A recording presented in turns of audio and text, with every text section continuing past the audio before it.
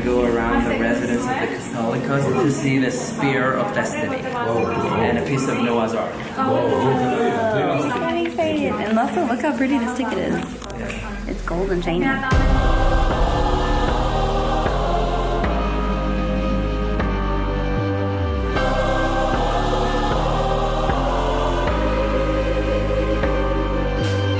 So here you can see a map of our region.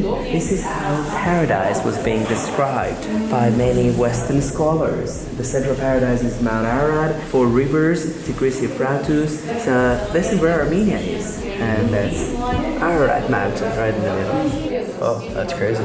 Right in front of you, you can see a fragment of Noah's Ark. Behind the cross, you can see a petrified wood, which is believed to be brought from the top of Mount Ararat in 5th century. There was a legend connected to that story that he was always trying to climb up the mountain to try to get evidence of Noah's Ark, but it's such a huge mountain, he was falling asleep halfway, and when he was waking up, he was again back in the slope. But he never gave up, he continued doing that until God sent an angel. The angel kept a piece of wood under his head, and when he woke up at that moment, he said, "This is the evidence, you don't need to climb the mountain, go and don't doubt about God." So all the way until like late 19th century, to climb the mountain, you had to get a special permission and a pass from Echmiadzin to do the climb. A little fragment is cut, it was gifted to the Empress Ekaterina of Russia, and is now kept in one of the monasteries in Russia, right there. And the reliquary is from 13th century, it's gold and silver. It's pretty insane.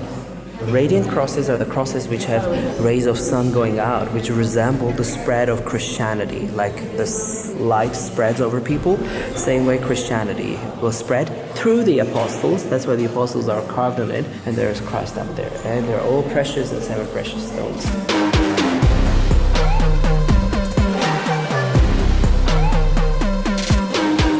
The most important relic that Armenian nation possesses. That's the Spear of Destiny, or the Spear of Longinus, the Roman soldier who pierced the side of Christ when he was crucified to check whether he is dead or alive, and blood and water came out from his side. So we believe that this actual spear was brought to Armenia by Apostle Jude Thaddeus, and was kept in the monastery we were going to be going tomorrow, the Cave Monastery, for over 500 years.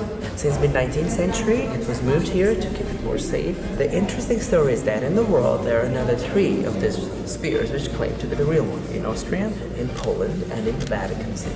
And now I'm going to try to prove you that this one is the genuine thing. Our Catholicos, about 10 years ago, offered to do a carbon dating to at least figure out if they were all from 1 century or not. The one in Austria and in Poland, they denied this project because they're saying, you don't die, you don't doubt God, we believe that's more than enough. And then we said, okay, that means you doubt about yourself. So the one in Vatican and Germany were carbon dating. Both of them are 1st century, so both of them could be the real thing. But why do we still believe that Armenians possess the real one? It's because all the relics of Christ were distributed among all the disciples. And spear went to Thaddeus. He's always depicted with a spear in his hand, and we know that he came to Armenia with Bartholomew, and they got martyred here. They were killed by the Armenian pagans, and most probably he left the original spear, and it was handed over from generation to generation and reached us till these days. People have been always talking about this spear. There was a big virus spreading and a famine or some disaster happening. They took out the spear, they prayed, and they were killed. What was the Vatican spear? They say, so what Vatican's one is that Peter made a copy, the true copy of the spear, when Thaddeus took it with him to the east. And it was hanging in his house when Rome was burned by Nero, remember? So that spear was hanging still there. So that could be the first true copy that Peter made from the original one.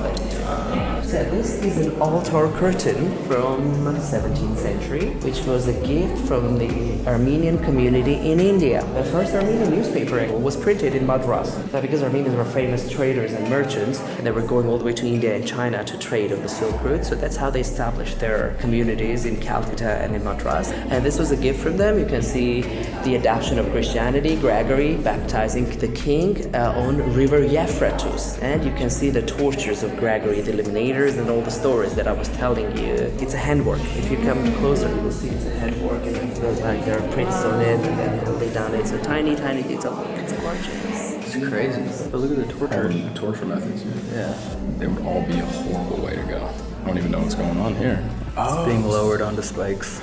Snakes. This lady's head was twice. this. All their heads are chopped off. That's a bad way to go, fam. You're upside down and they just like.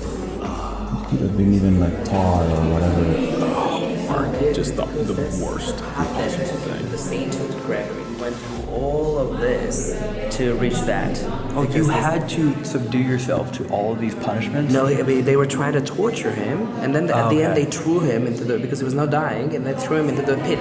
This is all one person. Oh, so he survived. Oh, this He is survived. one This person is who that survived. guy who ended up being in the pit. Wait, in the church that same we guy, went to. yeah.